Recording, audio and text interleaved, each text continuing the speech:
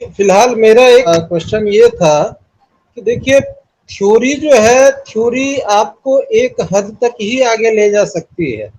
वो थ्योरी जब तक प्रैक्टिकल में ना हो हम्म। तब तक उसके एडवांटेज डिसएडवांटेज प्रॉपर समझ में नहीं आते।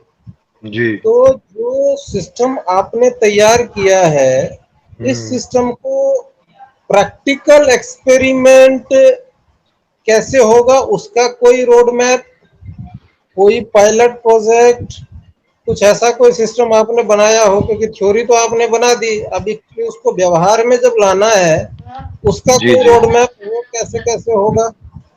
वो तो आप इस किताब को पढ़ेंगे तो ये पूरा रोड मैप ही है, और ये कम से कम एक देश में आएगा, छोटा देश हो बड़ा देश हो, क्योंकि संवैधानिक मामला है तो संविधान से ही चलेगा।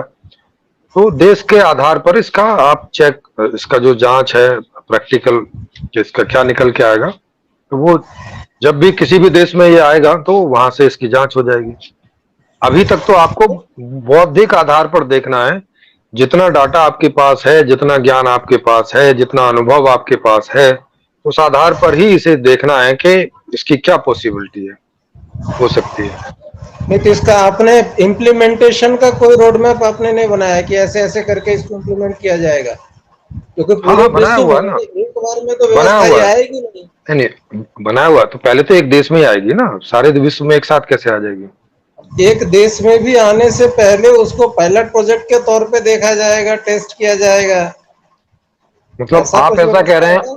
आ- तो आप ऐसा कह रहे हैं कि भारत का जो अभी का जो संविधान है वो आपको इजाजत दे देगा कि एक डिस्ट्रिक्ट में या एक स्टेट में हम अपना ये संविधान हटा लेते हैं और ये वाला संविधान लागू करके देख लो, ऐसा? देखिए, अगर इंडियन कॉन्स्टिट्यूशन को अगर आप देखें तो उसमें तीन हम्म। लिस्ट हैं। जी सेंट्रल लिस्ट है, स्टेट लिस्ट है और कॉन्करेंट लिस्ट है। जितने जी। भी मुद्दे हैं उसको क्लासिफाई किया गया है। कुछ मुद्दे हम्म। हैं जो स्टेट के मुद्दे हैं, उस पे स्टेट बनाती है। अब हम्म। जो है, एक पंचायती राज व्यवस्था भी की गई है, या हम्म। पंचायतों को भी जो है ना राइट्स वगैरह दिए जा रहे हैं। तो जी। जब जो चीजें होंगी वो इम्प्लीमेंट जो है ना ग्राउंड लेवल पे जब होंगी, तो वो छोटे लेवल पे ही उसको पायलट प्रोजेक्ट के तौर पे लॉन्च करके देखा जाएगा। इसके नहीं क्या नहीं, एडवांटेज डिसएडवांटेज निकलते हैं। मैं मैं वही तो पूछ रहा हूँ, क्या इस संविधान में जितने भी सब नेता वेता सब जो भी हैं, क्या उनमें से किसी को भी ऐसा अधिकार है कि वो इस भारतीय संविधान से किसी एक स्टेट को बाहर करके और वहां कोई दूसरा संविधान पायलट प्रोजेक्ट के रूप में चला के देख सके, ऐसा है क्या?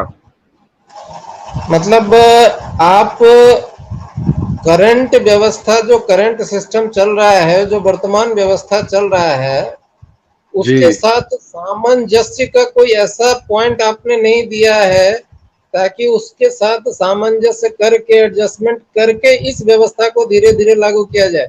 मतलब नहीं प्रॉपर नहीं नहीं नहीं नहीं, पलटना ही वो पड़ेगा। हाँ नहीं, वो तो ट्रांजिशन फेस होगा, लेकिन ट्रांजिशन फेस भी उसी हिसाब से होगा ना, ऐसा करके नहीं हो सकता ना कि ये संविधान को आप इसको एज इट इज लगाए रहें और फिर हो जाए, ऐसा करके नहीं होगा ना। आपको डे बाय डे इस संविधान, संविधान को रिप्लेस करना पड़ेगा, डे बाय डे। वो तो जब से बना है संविधान तब से जी तो जी। हो ही रहा है। पहला संविधान संशोधन तो जब इलेक्शन नहीं हुआ था पहला, उससे पहले हम्म। ही कर दिया था। जिस संविधान सभा ने संविधान बनाया, उसको हम्म। फाइनल किया, एक साल के हम्म। अंदर उसको उसमें अमेंडमेंट करने की जरूरत पड़ गई। तो संविधान तो बना, देखिए मैन मेड जितनी भी चीजें हैं उसके जी। अंदर अमेंडमेंट होते रहते हैं, वो जरूरी है। नहीं नहीं, आप समझे नहीं, जो भी अमेंडमेंट हुए हैं वो ऊपर ऊपर हुए हैं, मूल में कोई अमेंडमेंट नहीं हुआ है संविधान में। संविधान का मूल आप मानते हैं? अभी अरे तो सर, हर चीज के, देखिए, अरे अरे अरे अरे सर, हर चीज का ही मूल होता है। कोई दुनिया में कोई भी संविधान ऐसा है क्या जो बिना मूल के बन जाता है? हर संविधान का एक मूल भावना होती है, देखो एक रूट होता है। भारतीय संविधान की मूल भावना क्या है? अरे मूल भावना होती है, मूल भावना पे कुछ नियम होते हैं जिन्हें आप ऐसे नहीं बदल सकते। जैसे अभी आपने बताया, तीन तीन तीन तरह के कानून हैं, कि आप एक तरह के कानून को केंद्र ऐसे बदल सकता है, दूसरे तरह के कानून जो है वो स्टेट भी उनमें कुछ कर सकते हैं, लेकिन जो मूल वाले कानून हैं, उनमें अगर आपको कोई बदलाव करना है तो सेंटर, राज्यसभा और विधानसभा, आदि विधानसभाएं और राज्यसभा और लोकसभा तीनों की सहमति चाहिए होती, तब जाके बदलता है। तो उनमें अभी तक ऐसा कोई बदलाव नहीं आया है। नहीं नहीं, आया है, उस लिस्ट में भी बदलाव आया है। आप बताइए। 5-6 साल पहले जो जीएसटी लागू किया गया है, जो हम्म। टैक्सेशन सिस्टम में इनडायरेक्ट टैक्सेशन में जो बिल्कुल परिवर्तन किया गया, तो ये जी जीएसटी जी। लागू करने के लिए पूरा प्रोसेस जो है ना अप्लाई किया गया था, क्योंकि ये नहीं कॉन्करेंट नहीं लिस्ट में उस है। नहीं नहीं देखो, जीएसटी के लिए या टैक्स सिस्टम को चेंज करने के लिए नहीं है कि आपको हर जगह से लेना पड़ेगा, ऐसे करके नहीं होता है वो। आर्थिक मुद्दे ज्यादातर सेंटर से हो जाते हैं, कई तरह की चीजें, लेकिन नहीं उसमें नहीं, भी आपको यही देखना पड़ेगा कि जो आपका मूल संविधान है उसके वो विपरीत ना जा रहा हो, ये आपको हमेशा देखते रहना पड़ेगा। तो जितने भी अमेंडमेंट हुए हैं वो मूल जो संविधान है उसके इधर उधर नहीं हो सकते, उसी के अकॉर्डिंग ही होंगे। तो ये बात रहती है। तो मैं ये बता रहा था कि एक संविधान के रहते दूसरे संविधान को आप जज नहीं कर सकते। मतलब एक ही जगह में दो संविधान लगाएंगे तो पता नहीं चलेगा कि परिणाम जो है वो जो खराब आया तो किस वजह से आया और सही आया तो किस वजह से आया। नहीं, देखिए अब यही बात मूल की आ जाती है ना भाई। अगर मूल जी। भावना देखेंगे, अब हाँ हाँ। अगर भारतीय भा, संविधान की मूल भा, भावना जिस बेसिक स्ट्रक्चर की आप आप बात कर रहे हैं, हाँ जी जी। उस बेसिक स्ट्रक्चर में इक्वालिटी है, फ्रेटर्निटी है, ठीक है, और भी एक दो चीजें हैं, समानता है, हाँ स्वतंत्रता है, विश्व बंधुत्व की भावना है, ये सब, और हाँ डेमोक्रेसी है। जी ये जी। मूल मूल भावना है। और जहां नहीं नहीं तक वहाँ, मैंने नहीं समझा नहीं है वहाँ, कि अरे जो अरे व्यवस्था अरे सर वहाँ, आप, अरे ऐसा करके नहीं है ना, वह नाम तो सारे ही लिखे हुए हैं। यूं तो उसके ऊपर भी लिखा हुआ है भारतीय संविधान। संविधान का मतलब क्या होता है कि एक ऐसा विधान जो सबके लिए एकदम करेक्ट है। और ऐसे नाम ऐसा है तो है नहीं है। तो ऐसे स्वतंत्रता भी लिखी है, लेकिन स्वतंत्रता जो वहां परिभाषित है वो स्वतंत्रता नहीं है जो मैंने परिभाषित की है। हाँ हाँ, लेकिन भाई हाँ स्वतंत्रता की जो मूल भावना है, ऐसा तो नहीं है कि उन्होंने स्वतंत्रता का मतलब गुलामी लिख रखा है। उन्होंने भी नहीं, स्वतंत्रता, स्वतंत्रता का मतलब गुलामी नहीं लिख रखा, लेकिन जो लिख रखा है वो बहुत पार्शियल स्वतंत्रता है, बहुत हाँ पार्शियल, पार्शियल, आंशिक है। मैं वही हाँ तो मैं फिर वही तो तो अब अब उस आधार पे तो नहीं चेक कर सकते ना हम। अब देखिए आंशिक भी है, तो उस आंशिक को आप पूर्ण बनाने जा रहे हैं, आप कंप्लीट हाँ एब्सोल्यूट बनाने जा रहे हैं, ठीक जी है। तो भाई जी जी। एक तो कॉमन आपको जो है ना, कॉमनलिटी आपको नजर आ रही है ना भाई, दोनों संविधान क्या को अगर क्या रखेंगे। कॉमोनिटी नजर, नहीं कॉमोनिटी नहीं, नहीं नजर आ रही है ना। ये कोई कॉमोनिटी थोड़ी हुई क्या, एक आंशिक है और एक पूर्ण है, ये कॉमोनिटी कहाँ हो गई। और कॉमोनिटी पे थोड़ी चेक करना है हमें। मतलब आप ये कह रहे हैं कि जितनी कॉमोनिटी उतना तो चेक कर लो भाई साहब। भाई देखिए वो तो ऐसा चेक है, वो तो अब चेक हो ही रखा है ना ऑलरेडी। 70 साल से इस संविधान में जो भी कुछ है वो तो ऑलरेडी चेक हो ही रखा है, को थोड़ी चेक करना है या थोड़ी चेक करना है। कंटिन्यूटी प्रोसेस के तहत संविधान भी अपने आप को आगे बदलता जा रहा है। और एक, अरे सर वो नहीं कह कह रहा, मैं जो अरे रास्ता अरे देखना चाह अरे रहा सर, हूँ, नहीं नहीं वो देखो, वो आप जो रास्ता देखेंगे उसके बारे में तो आप लिखिए और कोई दिन टॉपिक पे उस पे आइए और आपके पास कोई ऐसा रास्ता तो बताइए। ऐसा कोई नहीं रास्ता नहीं, होगा तो मैं उस देखिए पर विचार एक्चुअली, विमर्श होगा। नहीं जी नहीं, जी मैं एक्चुअली जो रास्ता देखना चाह रहा हूँ कि जी। भाई जो वर्तमान सिस्टम है, हाँ। वर्तमान सिस्टम के साथ एडजस्टमेंट करते हुए नए वाले सिस्टम को अगर इम्प्लीमेंट किया जाए तो बढ़िया हम्म। रहता है। अदरवाइज हाँ अगर हाँ रिवॉल्यूशन, हाँ, तो इसको, अगर, नहीं नहीं नहीं देखो, इसको देखो ना आप, संपूर्ण समाधान को आप पढ़िए। आज के संविधान को आप जानते ही हैं, नहीं जानते तो उसे भी पढ़ लीजिए और फिर देख लीजिए कि कोई ऐसा रास्ता आप निकाल सकते हैं तो निकालिए, अगर निकलता है तो वैसे हो जाएगा। मैं तो नहीं निकाल सका, आप कोशिश कीजिए निकालने की। तो आप जब नहीं निकाल सके तो फिर जी। इसके इम्प्लीमेंट करने का फिर आपने कोई तरीका तो बनाया होगा ना, या वही हाँ मैंने, मार्क्सवाद वाला कि टोटल नहीं नहीं रिवॉल्यूशन वाला सिस्टम। नहीं नहीं मैंने तो टोटल रिवॉल्यूशन वाला नहीं है। मैंने तो बनाया हुआ है, उसके तो वीडियो भी बना रखे हैं, वो कभी आप देखिए। वो तो मैंने लिखा हुआ कि कैसे होगा, ट्रांजिशन फेज होगा 5 साल का, जो आज की व्यवस्था से या आज के संविधान से उस व्यवस्था या उस संविधान में ट्रांजिशन करेगा धीरे धीरे। रिवॉल्यूशन वाला मैंने नहीं अपनाया। तो वो जो ट्रांजिशन करेगा वो कैसे कैसे, भाई जाहिर सी बात है, अब यहाँ तो आप फिर ये ट्रांजिशन फेज जब आप बात कर रहे हैं तो ट्रांजिशन हाँ, फेज का तो तो मतलब इस पे फिर बात वहाँ आएगी, पे सिस्टम तो सिस्टम इस वही पे बात रहेगा। आएगी ना। अरे सर, सिस्टम वही नहीं रहेगा। जिस दिन से स्टार्ट होगा उस दिन से चरणों में सिस्टम बदलेगा, चरणों में। एग्जैक्टली मैं वही तो जानना चाह रहा हूँ ना कि वो जो चरण होंगे वो तो प्रॉपर उसके जो लिए तो प्रोसेस टॉपिक, होगा। उसके लिए तो टॉपिक आएगा ना, वो तो अभी टॉपिक आएगा सर, सारे टॉपिक लगाएंगे, ये तो अभी परिचय है। तो अभी पहले व्यवस्था का परिचय है कि पहले व्यवस्था से तो सहमति हुई है, अगर व्यवस्था से सहमत होते हैं तब आएगा, कैसे आएगा, क्या आएगा, उसका सवाल उठता है। अभी तो अ, संपूर्ण समाधान का नहीं पता जिनको, तो वो क्योंकि संपूर्ण समाधान समझेंगे तो उसी से उन्हें यह भी समझ में आएगा कि इसे लाना कैसे है, क्योंकि इसी में कुंजी है उसकी भी। नहीं तो लोग ऐसे सोचते हैं कि अच्छा वो मार्क्सवाद जैसा रिवॉल्यूशन लेके आए, अच्छा, या ऐसे जो है इसी में एक एक दो दो अमेंडमेंट करो, ऐसे करके नहीं है, इसका थोड़ा अलग ढंग है। ना तो ऐसे है जैसे अभी संविधान में अमेंडमेंट हो रहे हैं, और ना ऐसे है जैसे मार्क्सवाद रिवॉल्यूशन से लेकर आया, थोड़ा अलग है उससे। और वो अलग इसी वजह से है कि समाधान थोड़ा अलग ढंग का है। अभी हमारे पास बिल्कुल भी बजट नहीं है कि जो हम इसको पैसे से प्रमोट करें। तो धीरे धीरे जब बजट आएगा तो पैसे से प्रमोट होगा तो और इसकी गति बढ़ेगी। वो तो सारी चीजें बजट के आधार पर हैं, जैसे बजट आता जाएगा वैसे होता जाएगा, उसमें हमारे हाथ में तो कुछ है नहीं। हाँ, आपके पास कोई ऐसा तरीका है कि जो फ्री वाला तरीका है, कुछ बताएंगे तो हम लोग उसको अभी इस्तेमाल करके देख सकते हैं, अगर नहीं कर रहे होंगे ऑलरेडी तो। क्योंकि ये सबका काम है, कोई कोई मेरा अकेले का तो काम है नहीं। मेरी जितनी सामर्थ्य है, जितना सब कुछ है, मैं तो उससे उसमें लगा हूँ। जितने लोग जुड़ते जा रहे हैं उनकी जो सामर्थ्य है वो भी उसमें लगे हैं। अभी कोई ऐसा सामर्थ्य वाला आदमी जुड़ा नहीं है कि या तो उसके पास ज्ञान इतना हो कि वो इंटरनेट का कुछ इस्तेमाल करके और इससे ज्यादा लोगों तक पहुंचा दे।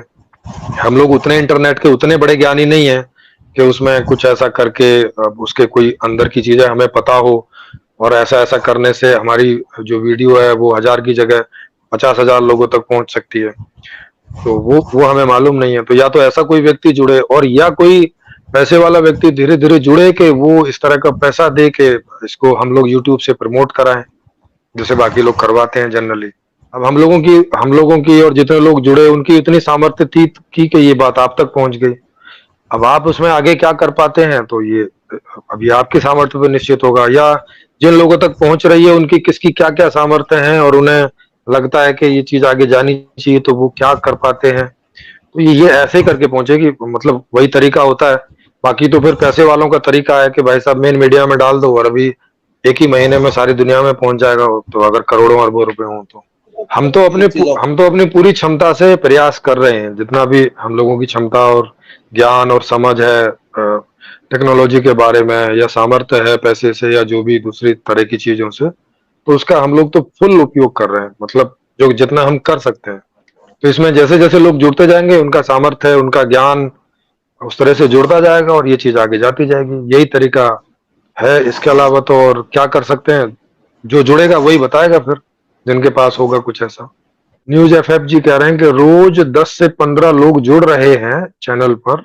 हाँ, अभी ये एवरेज चल रहा है कि 10 से 15 का एवरेज अभी चल रहा है, सही बात है।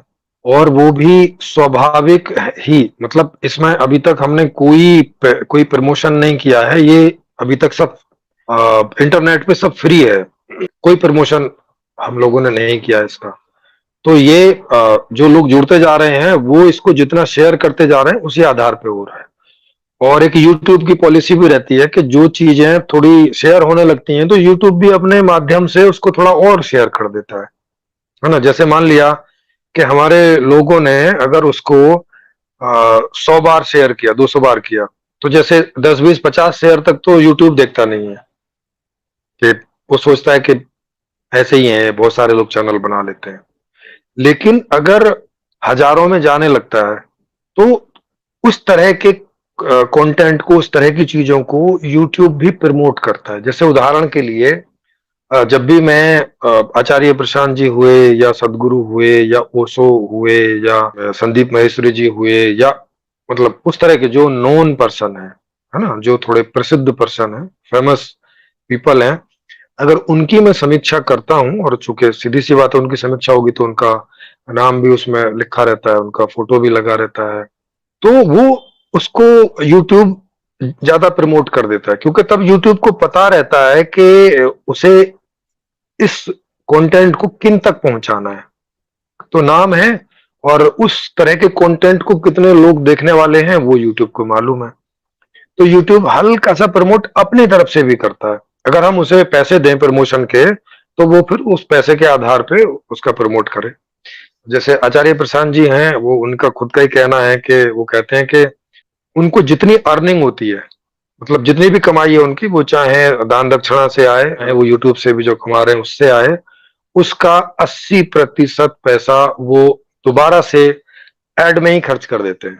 मतलब कुछ यूट्यूब में ही खर्च कर देते हैं, और कुछ जैसे वो फिजिकली कहीं आके जाके और सब प्रोग्राम करते हैं, या कोई ऑफिस बनाया या लोग बढ़ गए तो फिर उनका खाने पीने में और उसमें इस्तेमाल होता है। तो मतलब वो कहते हैं कि 80% जो पैसा है वो एडवर्टाइज में जाता है, 20% पैसे से उनके अपने बाकी दूसरे मैनेजमेंट होते हैं। तो आप देख सकते हैं कि एड से कितना जल्दी होता है, और वो लगभग 1.5 करोड़ तक पहुंच गए हैं, और अभी तो हो सकता है उसको क्रॉस कर गए हो, क्योंकि काफी तेजी से उनका चल रहा है। तो एड एजेंसी से काफी फर्क पड़ता है, नो डाउट। वो एक बहुत सटीक तरीका है। हालांकि वो तो फिल्में विल्में नहीं बना रहे हैं, हालांकि बना सकते हैं, पर हम लोगों ने इससे भी आगे सोच रखा है कि हम लोग इस पे फिल्में भी, सीरियल्स भी, है ना, उन लोगों से संपर्क भी कर रहे हैं जितना जो भी हमारी थोड़ी बहुत पहुंच है। स्क्रिप्ट वगैरह लिखी हुई है इसकी। तो अगर किसी फिल्म वाले को स्क्रिप्ट पसंद आई और उसने उस पर फिल्म बना दी, तो ये एक बड़ी बात हो जाएगी हमारे लिए, क्योंकि फिल्म फिल्म बड़ा स्ट्रांग माध्यम है, सीरियल्स बड़े स्ट्रांग माध्यम है। सीरियल्स माध्यम है महिलाओं तक कोई बात पहुंचाने के लिए, और फिल्म माध्यम है यूथ तक, और जो पुरुष वर्ग है उस तक, और जो शासन वर्ग है उस तक, लगभग सब जगह वो बात पहुंचा देता है। तो इस प्रकार के थोड़े से ये माध्यम है। तो ये धीरे धीरे हमारे उसमें प्रैक्टिस में आएंगे, जैसे जैसे हमारी पहुंच और आर्थिक स्थिति और वैसे वैसे होती जाएगी। जैसे आचार्य प्रशांत जी की भी होती गई, उनका भी आप देखेंगे यूट्यूब का, क्योंकि मैं उन्हें 2015-16 से देख रहा हूँ। उस समय उनके ऐसे 2-1 हजार सब्सक्राइबर होते थे। मुझे याद है कि जब मैंने उनका सबसे पहला वीडियो देखा था, किसी ने मुझे भेजा था, उस समय 2000-2200 ऐसे ही कुछ उनके सब्सक्राइबर थे। ये 2016 की बात बता रहा हूँ मैं, 15-16 की। तो उस समय सीधी सी बात है उनके पास बहुत पैसा भी नहीं होगा, क्योंकि थोड़े लोग जुड़े होंगे, जबकि उस समय कॉलेज के भी लोग उनसे जुड़े हुए थे। जब मेरी सबसे पहली मुलाकात उनकी हुई थी ऋषिकेश में, तो उस समय जहां वो प्रोग्राम कर रहे थे, ऐसे ही एक उसमें कॉफी बार में कर रहे थे वो, तो ऋषिकेश में वो आते थे लगभग, कभी संडे को, कभी ऐसे वीकली ऐसा प्रोग्राम करने आते थे बीच बीच में। तो उनके साथ 8-10 लड़कों की उनके पास टीम थी, जिन्हें वो लेके वहां आते थे। अब मुझे नहीं पता कि वो पेड थे या ऐसे वॉलेंटियर्स थे, जैसे भी होंगे। ये टीम होने के बावजूद भी उनके सब्सक्रिप्शन उस समय वो थे, जबकि वो आईआईटी से, क्या नाम है, आईएएस में भी वो काम कर चुके हैं, है ना, इस तरह की। तो थोड़ी बहुत पैसे की स्थिति भी उनकी रही होगी, उनकी पहुंच भी काफी थी। पर उस समय यूट्यूब लोग कम देखते थे। यूट्यूब जब से फ्री हुआ तब से ही ज्यादा हुआ है, वो भी एक कारण है। तो उस समय उनके 2000-2200 कुछ ऐसे थे, लेकिन वो धीरे धीरे जो है वो बढ़ते रहे। और चूंकि बीच बीच में लोग मुझे उनके वीडियोज भेजते रहते हैं, तो वो अपने वीडियो में ये बातें बोलते हैं, तो मैं ये उन्हीं खुद की बोली हुई बातें ही बता रहा हूँ। तो इस तरह का फर्क पड़ता है। और ये 2 महीने पहले का बताऊं मैं आपको, 2 महीने पहले का एवरेज था 5 का, कि 5 लोग रोज का जुड़ रहे थे। 2 महीने पहले की बात बता रहा हूं। तो इस तरह से देखेंगे तो मैं तो काफी उत्साहित हूं इससे, जो मैंने कैलकुलेशन लगा रखी है अपने दिमाग में, उस हिसाब से हम ये सारी गणनाएं जो मैंने अभी आपको बताई, कि कब इस तरह के लोग आ जाएंगे, कब कितना हो जाएगा, कब हम प्रमोशन कर लेंगे, कब कब तक हमें फिल्म वाला मिल जाएगा, इसकी ये जो सारी जो मेरे अंदर गणना है वो मैंने लगा रखी। तो मुझे ये लग रहा है कि 2027 तक हम पूरे भारत को कवर कर चुके होंगे। और भारत को ही नहीं, भारत के साथ साथ कई देशों में ये अच्छे खासे स्थिति तक पहुंच चुका होगा। तो ये चीज है, तो स्वाभाविक ही, और ये समझने का विषय है, पहले भी समझाने का विषय है। और ये एक और चीज है, क्योंकि हम लोग कोई ऐसे आध्यात्मिक बातें नहीं कर रहे हैं, कोई धार्मिक बातें नहीं कर रहे हैं जो पहले से सेट है। उनके सब्सक्रिप्शन जल्दी बढ़ जाते हैं क्योंकि वो दुकान पहले से सजी हुई है ना। तो जिसके ग्राहक पहले से ही हैं, अगर आप उसमें कुछ थोड़ा बहुत चेंज करके और लोगों को लेते हो तो वो जल्दी आ जाते हैं। लेकिन अगर आप कोई एक नई बात दे रहे हो, कोई नई चीज दे रहे हो जो पीछे है ही नहीं है कभी, और जो पीछे है उससे थोड़ी विपरीत दे रहे हो, है ना, उसको भी वो कहीं कहीं एंटी करती है। तो इस तरह की बात को लोग थोड़ा समझते हैं पहले, समझने के पर उन्हें लगता है, उन्हें 2 4 6 महीने लग जाते हैं ये समझने में कि हाँ ये बात तो ठीक है, इसे प्रमोट करना चाहिए। तब तक वो उसे सुनता है, प्रमोट नहीं करता है, मतलब शेयर नहीं करते हैं इधर उधर। तो इसमें थोड़ा टाइम लगता है आदमी आदमी को समझने में, लेकिन ये शुरुआती टाइम है। एक जो प्रारंभिक वाली रहती है ना कि भाई थोड़ी अभी अभी आग जलाई है, डेगची रखी है, अभी उबाल नहीं आया है, तो उबाल आने तक काफी समय लगता है ऊर्जा में। और जैसे ही उबाल आने की बात होती है उसके बाद तुरंत खीर या जो भी आप बना रहे हो तुरंत पक जाती है। उबाल आने के बाद फिर ज्यादा समय नहीं लगता, पर जीरो से उबाल आने तक काफी समय लगता है। हर चीजें ऐसे ही चलती हैं, नेचर में ऐसा ही सिस्टम है। समझने का विषय पहले, फिर समझने का विषय, तभी समाधान होगा सर जी। हवाबाजी से तो कुछ ना हुआ ना होगा। हाँ, इसीलिए हम सॉलिडिटी के आधार पे चल रहे हैं, है ना। तो ये बात है। तो अब इसीलिए जिनके पास कोई भी आर्थिक स्थिति ठीक भी है थोड़ी बहुत, या 5 10 20 रुपए भी वो भेज सकते हैं मंथली के, तो उससे भी यहाँ इस तरह का सहयोग होगा। अभी तो हम लोगों के पास जो है, जितने लोग लगे हैं वो अपने से ही सब खर्च कर रहे हैं, जो जितना कर सकता है। तो अगर कोई आर्थिक सहयोग भी करेंगे, थोड़ा थोड़ा लोग शुरू कर रहे हैं, कोई 5 रुपए भेज रहा है, कोई कभी 50 भेज देता है, ऐसा कर तो रहे हैं, पर ये अभी बहुत ना के बराबर है ऐसे ही। और जब ये शुरू शुरू हुआ था तब तो ऐसे ही होता था कि एक दिन में एक एक सब्सक्रिप्शन आ गया तो हम लोग खुश होते थे, आज एक आ गया ऐसे करके। लेकिन अभी आराम से 10 15 का एवरेज चल रहा है। तो ये लगभग 2016 से चल रहा है, लेकिन हम लोग इसमें कंटेंट ही डाल रहे थे, तब इसको शेयर नहीं करते थे, कहीं मीटिंग्स भी नहीं होती थी। मीटिंग्स हम लोगों ने करना शुरू किया 2019 से, और 2019 से व्हाट्सएप में, इसमें ये सब हम लोगों ने करना शुरू किया है। तो ये पूरी जो व्यवस्था है ये रुचि पे आधारित है ना। ये मैं आपको थोड़ा की पॉइंट बता रहा हूँ इसका, क्योंकि ये बात बाद में बार बार आएगी, हर विषय में उठेगी ये बात। जब भी कोई सवाल आएगा ये हर बार उसमें उठेगी कि रुचि को ध्यान में रखिए। क्योंकि ज्यादातर लोग क्या सवाल करते हैं कि वो आज के हिसाब से सवाल करते हैं। आज की व्यवस्था में रुचि तो प्रधान है नहीं, है ना। रुचि को तो कोई सेंटर में रखा हुआ नहीं है लोगों ने। आज क्या रखा हुआ है, पूंजीवाद है, पैसा सेंटर में है, रुचियां सेंटर में नहीं है। तो उनके सवाल भी ज्यादातर उसी पर आधारित होते हैं। तो उन्हें बार बार मुझे ध्यान दिलाना पड़ेगा कि ये रुचि को थोड़ा ध्यान में रख के समझिए। रुचि, क्योंकि सुख का और दुख का संबंध आपकी रुचि से है। क्योंकि आपकी रुचि के अनुकूल कोई बात होती है तो आपको सुख देती है, रुचि के प्रतिकूल होती है तो दुख देती है। तो रुचि जो है वो सेंटर में है दुख और सुख के, है रुचि और बेरुचि, है ना। तो ये चीज है। और रुचि को जो है उसको समझिए। रुचि माने जिसको इंग्लिश में इंटरेस्ट बोलते हैं, है ना, मेरा इंटरेस्ट। और ये जन्म से ही होता है बच्चों में। जैसे जैसे बच्चा थोड़ा सा, जैसे 5 साल का हुआ और उसके सामने आप 10 प्रकार की टॉफी रख दीजिए, वो अगर उसके लिए नई है तो वो उसको चेक करके देखेगा, ऐसे खा के देखेगा, और उसके दिमाग में वो स्टोर हो जाएगी कि ये वाली ज्यादा स्वाद है। और फिर बाद में वो उसी टॉफी की मांग करेगा, या उन्हीं टॉफियों की मांग करेगा जो जो उसको पसंद आएंगे। तो हमारे जीवन में चेतना का जो मूल है वो रुचि से चलता है। रुचि माने इच्छाएं, कि उसे जो इच्छा पैदा होती है उसी की आपूर्ति करनी होती है, उसी की आपूर्ति के लिए कोई व्यवस्थाएं बनाई जाती हैं सारी। और तो कोई व्यवस्था का कोई रोल है नहीं है। अब तक इस रुचि को इस तरह से समझा नहीं गया, इच्छाओं को इस तरह से समझा नहीं गया, बल्कि इन्हें कंडेम किया गया। जैसे अभी एक वीडियो मैंने डाला था आचार्य प्रशांत जी का, वो उसमें बोल रहे थे कि बच्चों को ये बड़ी गलत चीजें सिखाई जा रही हैं कि मेरी मर्जी, है ना, मेरी मारे जी गाना भी है, जैसे मैं चाहे ये करूं, मैं चाहे वो करूं, मेरी मारे जी। तो इसको थोड़ा ऐसे इलॉजिकल ढंग से जैसे गानों में भी दिखाते हैं कि मर्जी को मतलब ऐसा समझते हैं कि आदमी उल जलूल है, कुछ भी करेगा, है ना, एक एक टांग इस ग्रह पर रखेगा, दूसरी टांग दूसरे ग्रह पर रखने की ऐसी रुचि करेगा, जबकि ऐसा होता नहीं है। लेकिन इस तरह की रुचि के बारे में जो अब तक बातें फैलाई गई हैं, इच्छाओं के बारे में, वो नेगेटिव फैलाई गई हैं।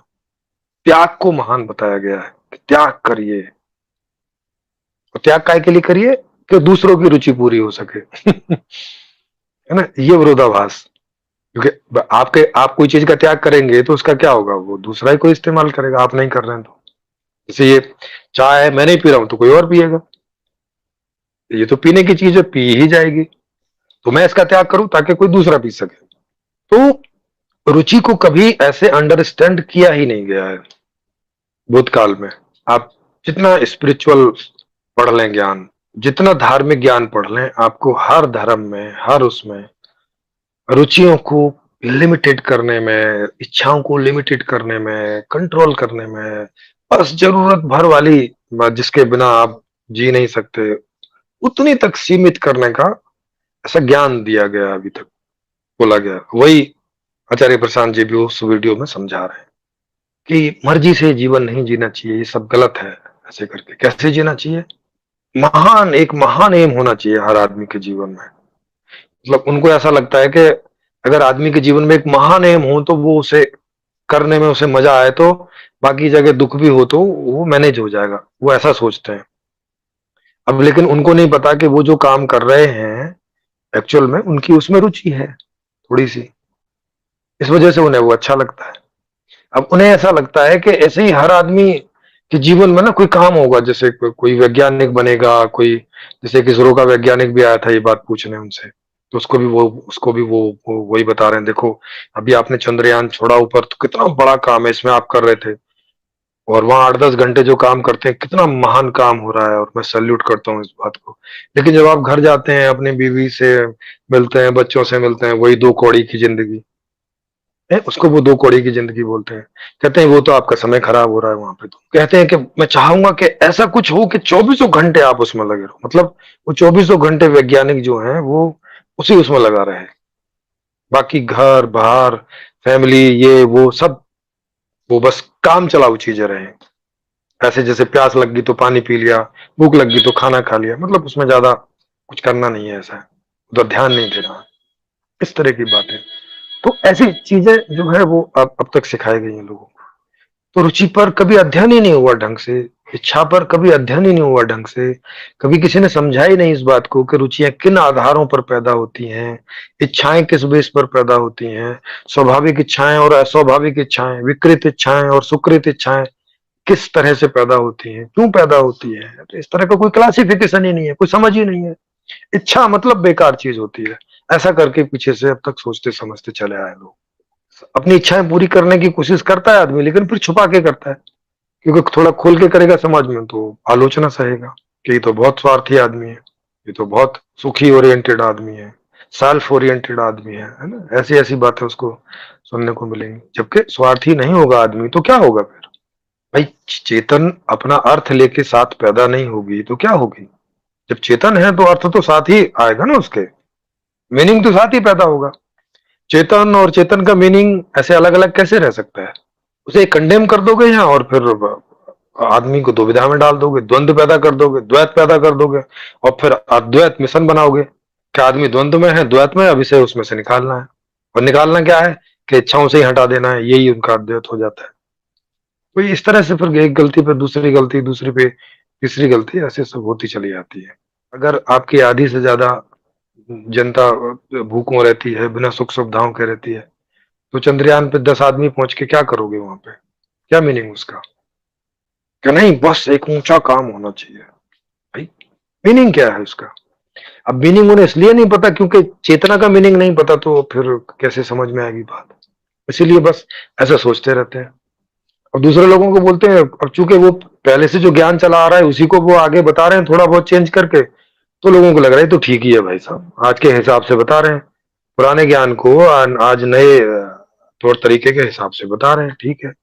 कई चेंजमेंट उन्होंने पहले से कर लिए हैं कि पहले के ज्ञानों में पुनर्जन्म और कर्म प्रधान और ये सब है, वो उसमें से थोड़ा या तो उसको ना करते हैं और या तो उसमें तो उन्होंने थोड़ी बहुत चेंज कर रखे हैं।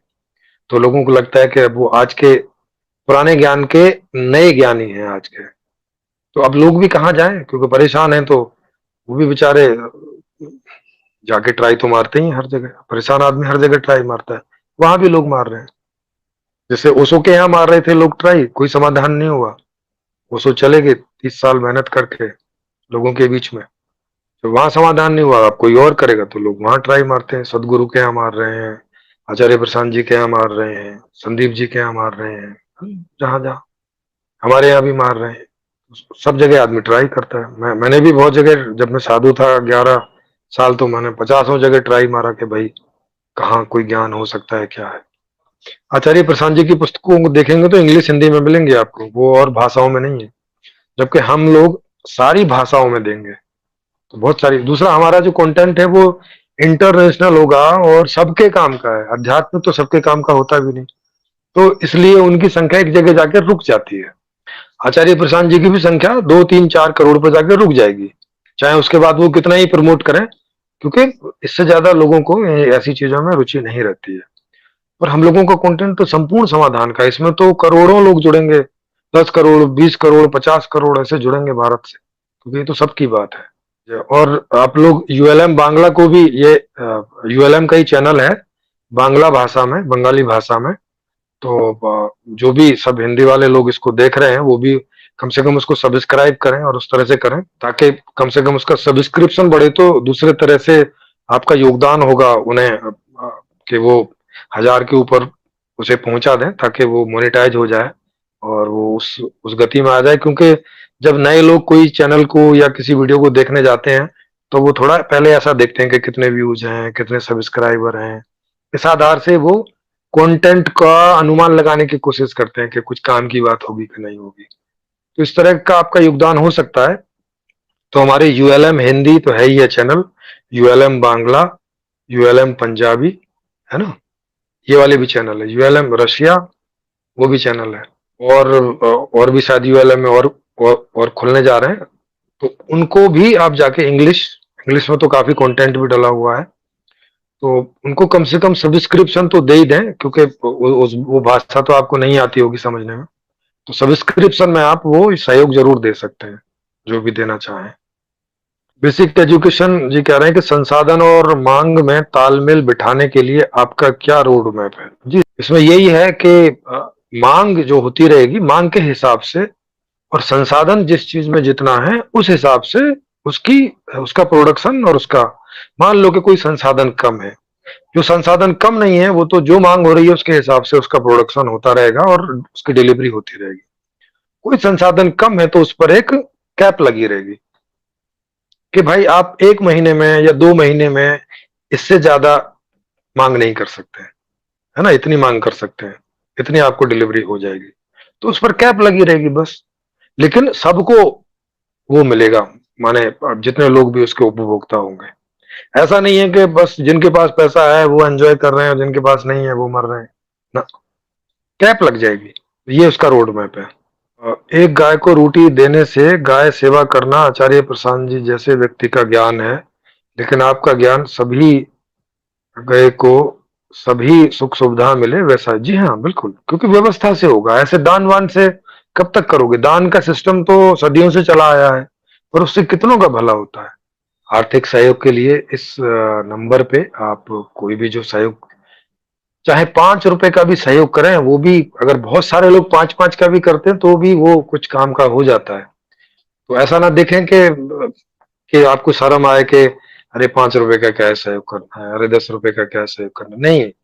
जो बनता है जब बनता है उसका सहयोग आप कीजिए, क्योंकि हम लोग किसी को व्यक्तिगत नहीं बोलेंगे कभी भी। ये पॉलिसी है हमारे यहाँ कि हम लोग किसी को व्यक्तिगत रूप से कभी नहीं बोलेंगे, केवल सार्वजनिक ही बोलेंगे, ये चीज है। तो अगर कोई ऐसा, कभी कोई लोग इंतजार करते हैं कि नहीं हमसे चंदे की रसीद काटने आ जाएंगे तब दे देंगे, इस संगठन से कभी कोई नहीं आएगा चंदे की रसीद मांगने, कभी कोई व्यक्तिगत रूप से आपसे कभी नहीं बोलेगा।